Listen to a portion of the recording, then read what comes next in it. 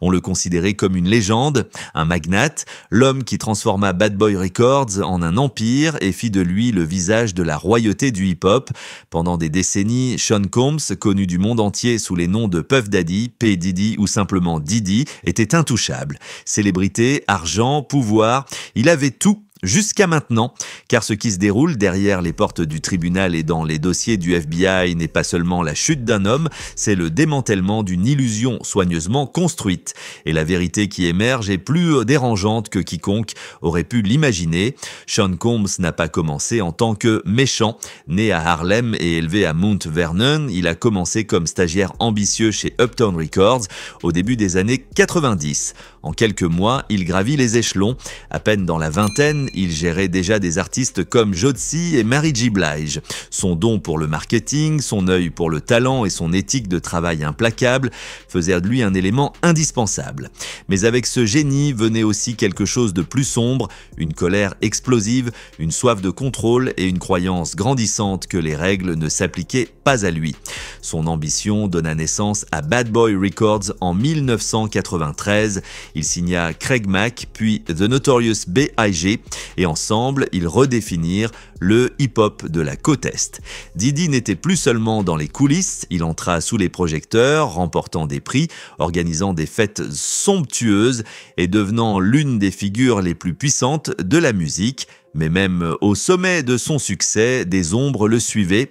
En 1991, un match de charité de basket qu'il avait aidé à organiser se transforma en une bousculade meurtrière. 9 jeunes furent tués. Diddy affirma qu'il n'avait rien à voir avec cela. Certains témoins disaient le contraire. Des poursuites furent engagées, des règlements à l'amiable furent conclus, personne ne fut condamné et la vie continua. Les années suivantes furent remplies de plus de succès et de plus de gros titres. En 1999, une fusillade dans une boîte de nuit de Manhattan fit la une des journaux. 3 personnes furent blessées. Diddy quitta les lieux avec sa petite amie de l'époque, Jennifer Lopez. Après une course-poursuite à grande vitesse, ils furent arrêtés. Une arme fut trouvée dans leur véhicule. Mais au tribunal, Diddy fut acquitté. Son chauffeur le poursuivit plus tard en justice, affirmant avoir été payé pour endosser la responsabilité. Une fois de plus, Diddy s'en sortit indemne. Derrière les costumes de créateurs et les hits au sommet des charts, un schéma commençait à se dessiner. Des accès de colère, de la violence, de l'intimidation, des règlements et le silence. Mais tout changea avec Cassie Ventura. Elle n'avait que 19 ans lorsqu'elle rencontra Diddy. Il lui fit signer un contrat de 10 albums. Ils entamèrent une relation et de l'extérieur, cela ressemblait à un rêve devenu réalité. Mais à huis clos, Cassie affirme que c'était un cauchemar.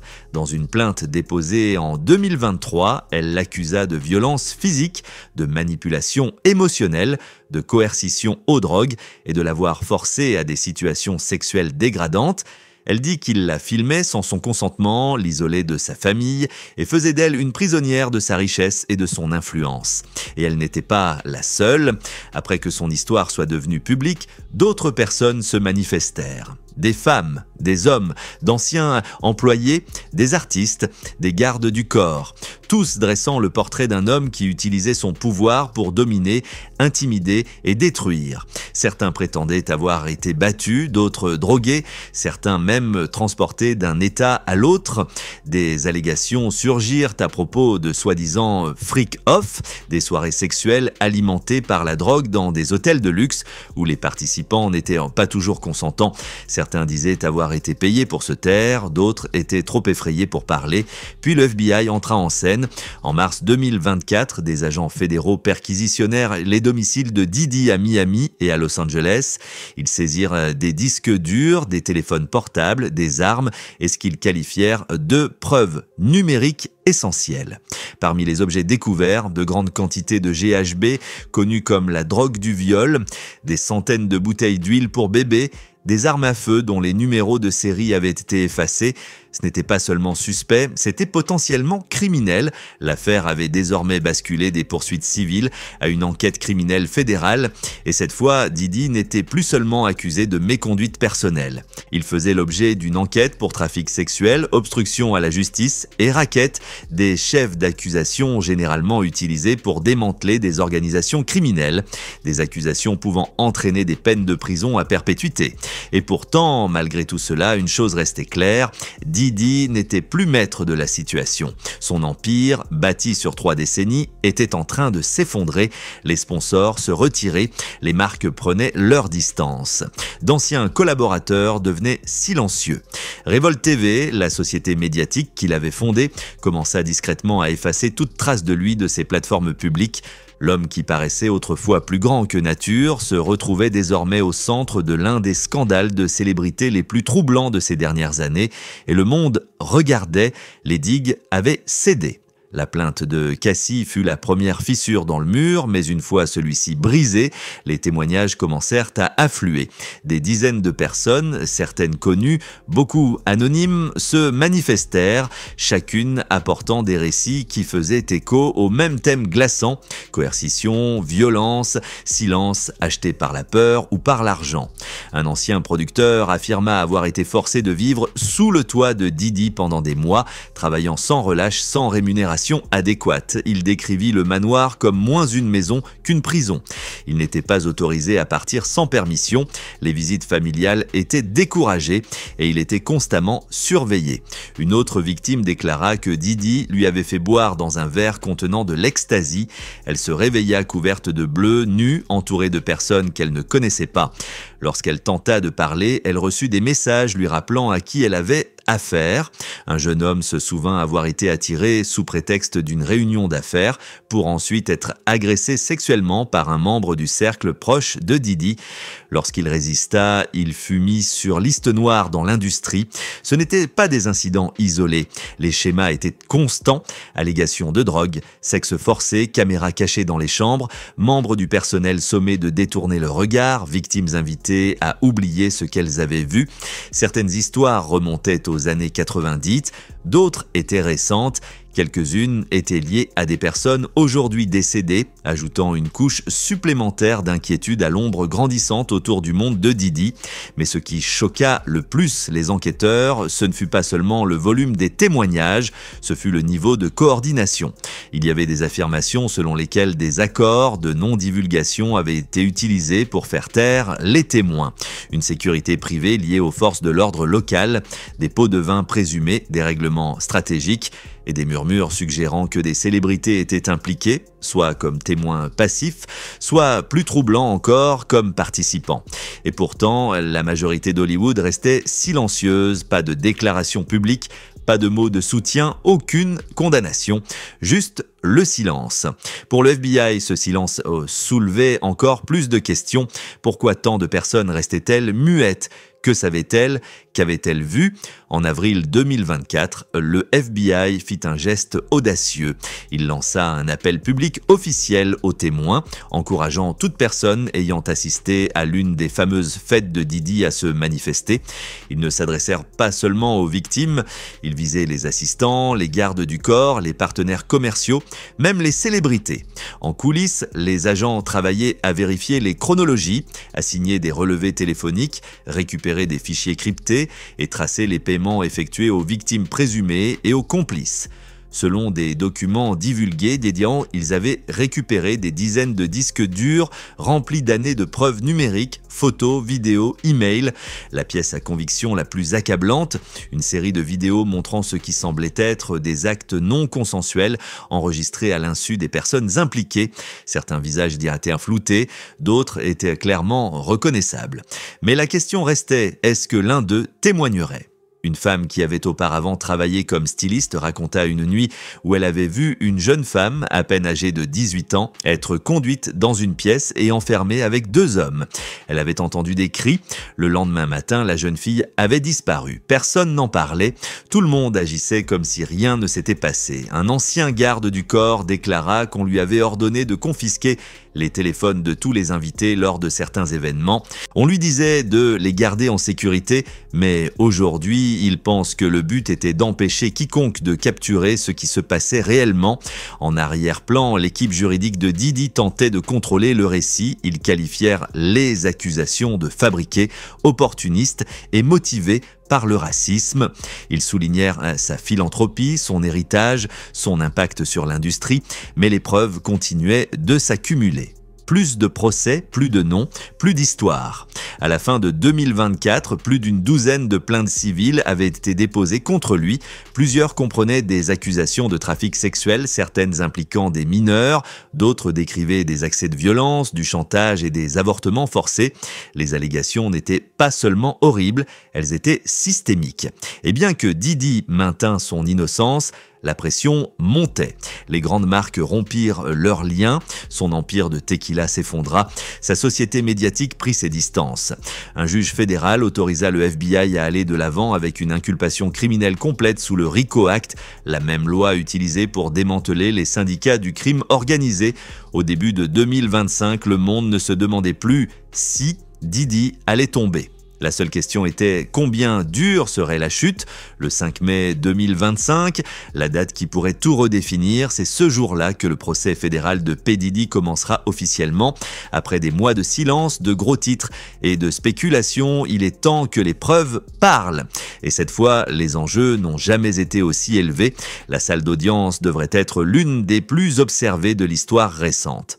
Les procureurs fédéraux arrivent avec des centaines de pièces à conviction, des vidéos, des relevés financiers, des témoignages sous serment et des preuves numériques récupérées dans les maisons de Didi. Ils ont passé plus d'un an à construire ce dossier discrètement, stratégiquement et minutieusement. Et maintenant, tout est sur la table. Les accusations portées contre lui incluent le trafic sexuel, l'obstruction à la justice, la possession illégale d'armes à feu, l'intimidation de témoins et le racket sous le RICO Act. Chacune de ces accusations pourrait à elle seule entraîner des années, voire des décennies de prison. Ensemble, elles représentent une possible peine de prison à vie, mais il ne s'agit pas seulement d'un homme. L'accusation pense que Didi n'a pas agi seul. Selon le FBI, il avait de l'aide, un réseau, des assistants, des agents de sécurité, des partenaires commerciaux, voire des dirigeants de l'industrie qui auraient soit détourné le regard, soit activement aidé à couvrir les faits. C'est ce qui rend ce procès si explosif. Il ne s'agit pas seulement de P. Diddy, il s'agit d'un écosystème entier qui aurait permis ces agissements. Et le silence de l'industrie commence à devenir assourdissant. Où sont les artistes de premier plan avec lesquels il a collaboré, ceux qui l'ont encensé, qui ont fait des tournées avec lui, qui ont construit des empires à ses côtés? Pourquoi n'ont-ils pas dit un mot? Certains disent qu'ils ont peur, d'autres pourraient être complices, d'autres encore essaieraient simplement de protéger leur image, attendant de voir de quel côté le vent soufflera avant de choisir leur camp. Mais la pression publique monte. Les victimes ne sont plus des visages anonymes.